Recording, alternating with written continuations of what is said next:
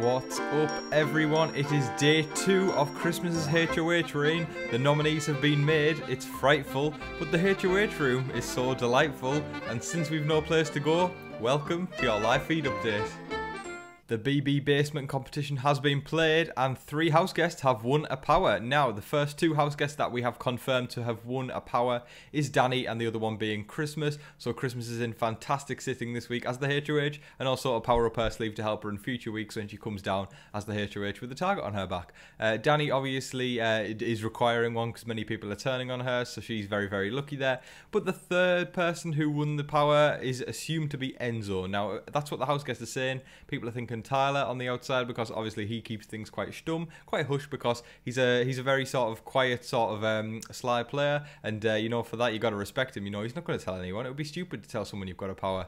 It's not going to benefit you to tell everyone else because people can utilize that. Whereas, you know, I swear if you're in the majority alliance, it's probably a better idea to do it. But then, like, as I say, on the other side, I would swear to the fact that if you are not, if you haven't got many connections, it's probably best not to tell everyone. So it would make sense with Tyler because he's playing a very individualistic game. The fact that he's turning on Danny in the Slick 6, and Enzo would also make sense because he's sort of in the middle and he doesn't want to show his cards. So what are these powers then? So we'll start with Danny. She described her power as trash, and she said that basically what her power does is the fact that she can play in back-to-back HoH comps. So say if she was the HoH in week 7, just for an example, hypothetically, she could then play in week 8. She would not have to sit out. It's up to her if she would like to. I believe it would be stupid not to. It's not a trash power in my opinion. I think any power you can get in the game is going to be beneficial, especially when you get to the end. That's another thing on your Big Brother bucket list that you can campaign to the jury to say, look, I got this power and I utilised it successfully by winning back-to-back HoHs, which would be quite monumental for Big Brother. So you know what, I think it's a good power that Danny's got there, and I think she's underestimating it. Moving on to Christmas, she has something called the blocker prize, or the power, sorry, not prize, and she basically can decide if her HoH puts up a replacement nominee. She can go, nope, it's not happening, you're not going up there, so she can decide who does that. And also the fact that this lasts for 3 rounds is definitely going to be very, very beneficial to her. So if she finds herself at any point being the target over the next 3 weeks, she can basically just go, nope, it's not happening. Obviously, I think quite a few house guests will like to flush that out very, very soon because it's dangerous having something like that in the game. If nobody targets Christmas for 2 weeks, she's officially made it to, I think it'll be week 8 because, no, it's week 5 now, so week 6, if nobody targets her, if week 7 nobody targets her, and then week 8 she can use the pass just by automatic. If she finds herself being the target, then Christmas has made it to week 9 already. So yeah, that's that, guys, and I'm pretty sure the double eviction will be around then as well, so she can keep herself out of jeopardy in that chaotic evening. But there you go, guys, that's all we know for now. And the third prize, or power, I keep calling it prize, I don't know why, the third power we are unbeknownst to yet, but we will find out very, very soon. Christmas has also made her nominations, and I don't think it came to a surprise to anyone to find that Davon and Bailey have been put up on the block. I believe that Bailey is the target, with Davon as the backup should Bailey come down, but it seems though they're going to have some hard work this week if both of them want to make it out of this week alive. Obviously, Davon, I believe, made it. I think she was the first person eliminated in the jury stage. I think in Big Brother 18. So we'll see if she can see if she can make it there again, or if Bailey will leave in the same placement as the last member of pre-jury. So we'll see what goes on there.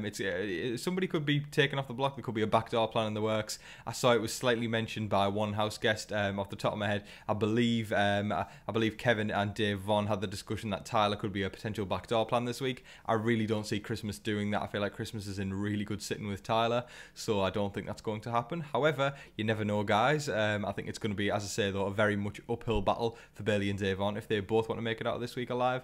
But things can just change like that, and you know what, if someone throws a power in their way, that can help them. Things can be flipped on its head. After the nominations, Enzo told Bailey that Christmas was having a hard time coping with the guilt of nominating Bailey and Davon, and thus she was crying in the HoH room, and Bailey did not give 2.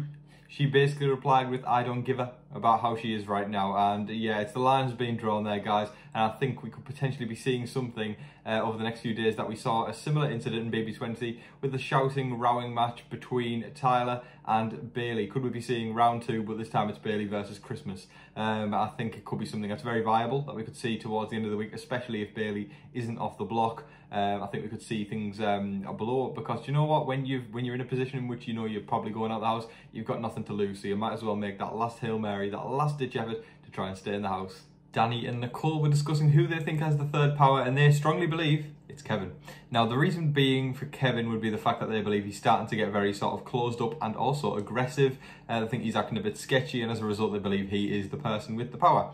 Now, I don't believe Kevin got this. I do believe it's either Enzo or Tyler, as the majority of the house do. I guess when you're in there, though, if someone acts a little different, especially when you've got that thing at the back of your mind, such as the power, anything that someone acts like, you're going to roll with it and just go, yeah, pin the blame on them. Obviously, we know that Danny and Cody are close, but not close enough to tell each other that they've got a power. So Cody straight up said to Danny he doesn't have a power, but Danny did the old switcheroo on Cody and said that she does not have the power when we know that she does have a power. So she's totally lying to him there. She's just going to burn another bridge when she eventually does use that power. It's just not good for the Slick Six. They are just...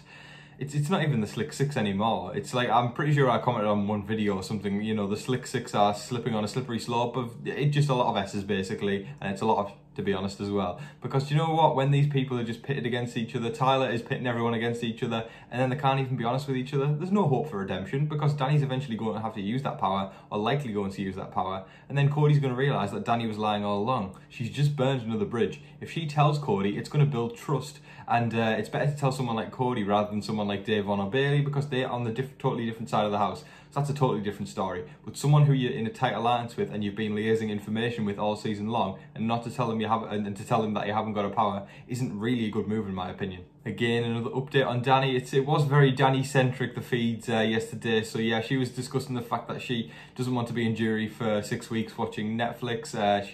She's basically done with the game today. She just like complained and complained all day long about how she wasn't enjoying it and how this game's awful.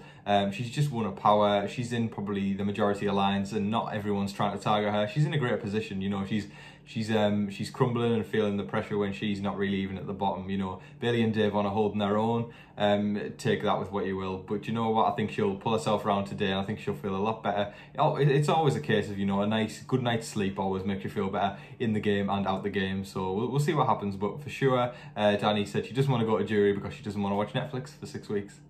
I could think of worse things, to be honest, guys. Danny and Cody discussed some more power talk, and this was pretty much the last conversation of the evening, with them saying that they are happy that their side has 2 of the power things, and they believe that Enzo is one person with the power, which would explain why she would still cover up to Cody that she doesn't have one. So they believe obviously Christmas and Enzo have the power, with being unbeknownst to who the third one is. I think that's Danny trying to pin the blame off herself, Cody sort of believing and sort of jumping onto that bandwagon of Enzo. And I think, as I said earlier on, you know, you hear one thing and you just pick it and roll with it, because do you know what, like, you don't want to blame yourself, I guess. So if you hear it on someone else, just jump on that bandwagon, because it's better someone else than you. That is all of your game updates for today, folks. Let me know what you think of the nominations. Are you happy that Bailey and Davon are on the block? Are you not happy? Who would you like to see come off the block? Anything to do with Big Brother, just let me know, guys, in the comments. I would love to have a good old conversation with you, and have a good old conversation with a fellow Big Brother fan. But that's enough, guys, for today. I really hope you enjoyed my video. I really enjoyed making the I enjoy every single day making the live feed updates.